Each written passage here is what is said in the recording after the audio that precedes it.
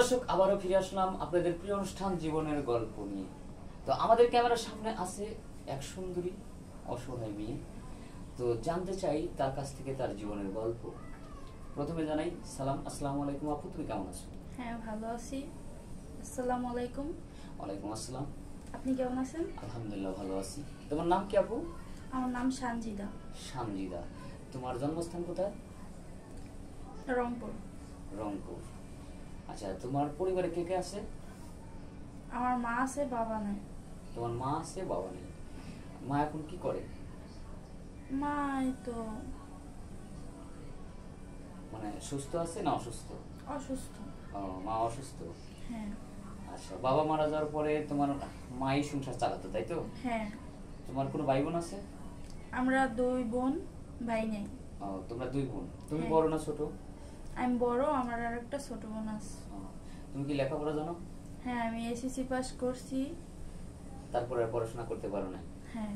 তুমি যখন SSC pass করো তখন তোমার বাবা বেঁচে ছিল না মারা গেছিল? আব্বাই মারা গেছিল। ও, মানে এসএসসি পাস করার পরে তোমার আব্বা মারা যায়? হ্যাঁ। ও, তারপরে আর পড়াশোনা করা হয়নি? না। আচ্ছা, আর মা কিভাবে করাবে? সে তো মেয়ে মানুষ, এটা কিছু বলতে, বাপের সংসারের পরেই তোমাদের হয়তো সংসারটা চলতো। তো সেই যখন নেই, তাহলে কিভাবে পড়াশোনা করবে? এখন তো ঠিক মতো খাওয়া দাওয়াই মনে হয় 3 বেলা খাওয়া দাওয়াই পাও না নাকি? হ্যাঁ, খাওয়া দাওয়াই হয় না ঠিক মতো। পড়াশোনা কিভাবে করবে? তারপরে ছোট বোন আছে, সে কি লেখাপড়া করে? ছোট এখনো। বুঝছি, মানে স্কুলে হয় নাই, ভর্তি হয় নাই। ভর্তি হয়নি? না।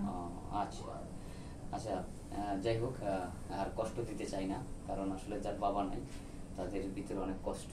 কারণ বাবা থাকলে মেয়েরা অনেক আবদার করে, সে আবদারটা পূরণ করে, সেটা তো আর হচ্ছে না। তো এখন তুমি কি আমাদের ক্যামেরার সামনে আসছো কোনো সাহায্য সহায়তার জন্য, না ভালো একজন মনের মানুষ চাওয়ার জন্য? ভালো একজন মনের মানুষ পাওয়ার জন্য। ভালো একজন মনের মানুষ পাওয়ার জন্য, যাতে তোমাকে এবং তোমার পরিবারটা যাতে দেখে, এরকম একটা মানুষ চাচ্ছ, তাই তো? হ্যাঁ। আচ্ছা, যদি মনে করো যে হয়তো তোমার স্বপ্ন পূরণ হলো, আমাদের কাছে আসছে, স্বপ্ন হয়তো পূরণ হবে, বা যদি হয়তো কোনো মানুষ, হয়তো কোনো ব্যক্তি যদি তোমাকে পছন্দ করে, তার বয়স যদি 30 থেকে 35 হয়, বাংলাদেশ থাকে না, প্রবাসে থাকে, এমন কোনো ব্যক্তি যদি তোমাকে পছন্দ করে, তো বয়স বেশি, এই কারণে কি তুমি তাকে বিয়ে করতে সম্মতি হবে? হ্যাঁ, হোক। বিয়ে করতে রাজি আছো না? হ্যাঁ।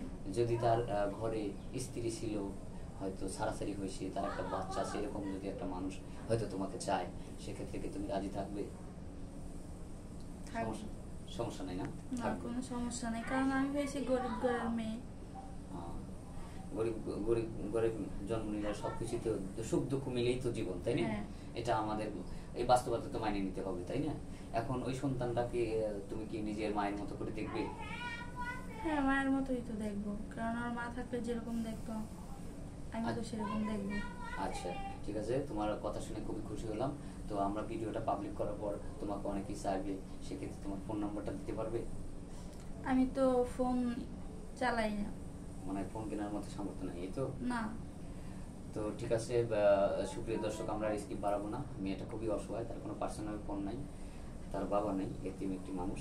তো যদি কেউ কোনো ব্যক্তি এই মেয়েটাকে চান, তাহলে আমাদের সাথে যোগাযোগ করবেন। স্ক্রিনে আমাদের নম্বর দেওয়া থাকবে, কেউ অযথা ভিডিও কল দিবেন না। আর সেই সাথে সবারই কামনা করে আমি